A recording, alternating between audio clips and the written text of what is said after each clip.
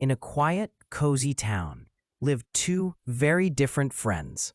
Micky, a clever cat, and Lucky, a loyal dog. Though they came from different homes, Micky and Lucky were the best of friends. One rainy evening, a baby bird fell from its nest. The storm roared, and help was needed. Lucky rushed to help, but his big paws scared the little bird.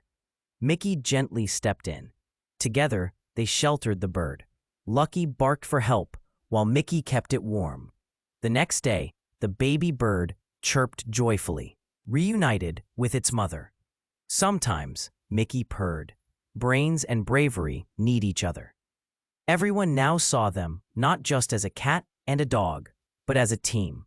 Because true friendship isn't about being the same, it's about coming together. True friendship isn't about being the same, it's about using our strengths together to make the world a better place.